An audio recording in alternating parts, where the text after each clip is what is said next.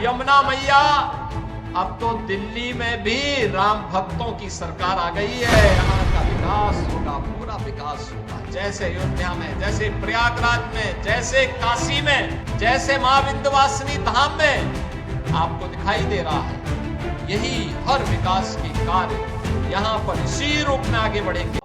जो हमारे पूज्य संतों की चिंता हुआ करती थी कि यमुना मैया के बारे में भी तो कुछ होना चाहिए।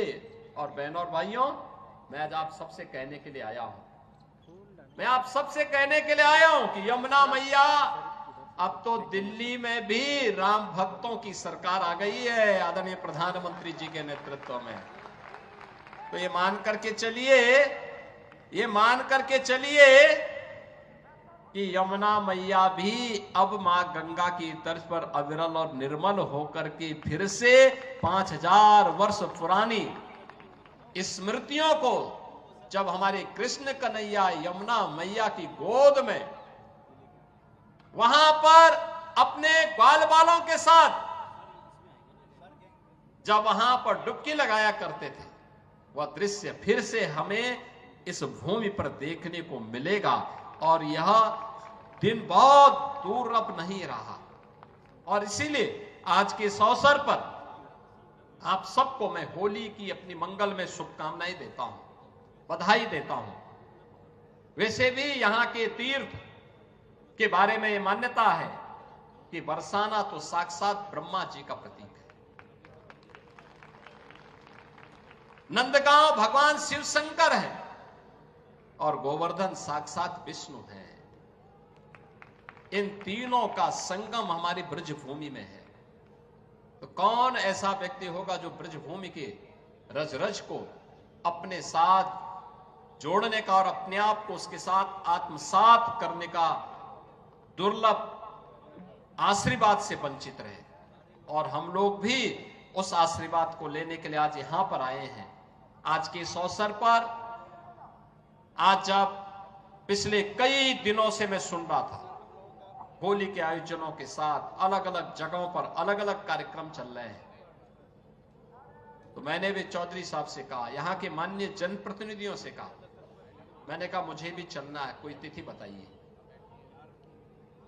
और मुझे प्रसन्नता है कि लड्डू मार होली के अवसर पर मुझे यहां पे दर्शन करने, आपके साथ संवाद करने, रंगोत्सव को आगे बढ़ाने के आयोजन के साथ जुड़ने का अवसर प्राप्त हुआ है। कल विश्व प्रसिद्ध लठमार होली है, कितना अद्भुत है। कोई बैर भाव नहीं, कोई किसी से शत्रुता नहीं।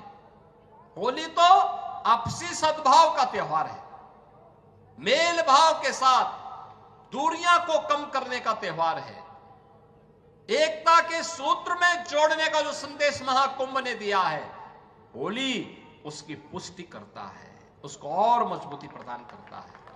खूब उत्साह के साथ, खूब उमंग के साथ सनातन परंपरा के सद्भाव को, सौहार्द को एक एक भारतीय तक पहुंचाने की आवश्यकता है।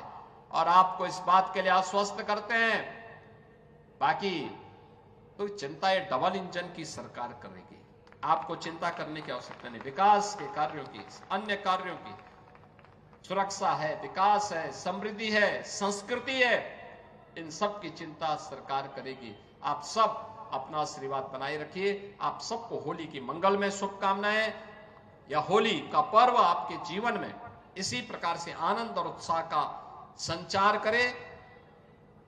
राधा रानी से, यमुना मैया से और बांके बिहारी जी से यही प्रार्थना करते हुए मैं आप सबके प्रति, पूरे प्रदेश वासियों के प्रति अपनी शुभकामनाएं देता हूं। धन्यवाद। जय हिंद। वृंदावन बिहारी लाल की, राधे रानी की, यमुना मैया की। बहनों और भाइयों, ये उत्तर प्रदेश का सौभाग्य है कि भारत के 3 महत्वपूर्ण तीर्थ, जो भारत की सनातन एकता के प्रतीक है, देवादिदेव महादेव का पावन धाम काशी उत्तर प्रदेश में है। उत्तर से दक्षिण तक पूरे भारत को एकता के सूत्र में हजारों वर्ष पूर्व जोड़ने की आधार रखने वाले मर्यादा पुरुषोत्तम प्रभु श्री राम की पावन जन्मभूमि इसी उत्तर प्रदेश में अयोध्या धाम के रूप में है। और पूरब से पश्चिम तक पूरे भारत को एकता के सूत्र में जोड़ने वाले लीलाधारी हमारे कृष्ण कन्हैया की पावन जन्मभूमि भी उत्तर प्रदेश में है। उनकी जन्मभूमि भी है, उनकी लीला भूमि भी है। बहनों और भाइयों, आप देखें कितना अद्भुत संगम है। और ये हमारा सौभाग्य है कि प्रधानमंत्री मोदी जी के नेतृत्व में आदरणीय प्रधानमंत्री जी ने 2014 में आने के बाद विरासत और विकास की जिस नई परंपरा को भारतवासियों को प्रदान किया, जिसका परिणाम अब महाकुंभ कैसे भव्य आयोजन के रूप में हमें देखने को मिले, उस विरासत और विकास के अद्भुत छटा को हम लोगों ने महाकुंभ में भी देखा है, काशी में देखा है, अयोध्या में देखा है, विंध्यवासिनी धाम में देखा है, आज मुझे बरसाना में ब्रजभूमि में देखने को मिल रहा है। और इसीलिए मैं आज आपको कहने के लिए आया हूं। देखिए, पहली बार होली का आनंद लेने वाले जो होली के ही अवसर पर बरसाना आते हैं, उन्हें रोप वे की सुविधा भी यहां प्राप्त हो रही है। पहली बार आराम से वहां जाकर के आप दर्शन ले सकते हैं।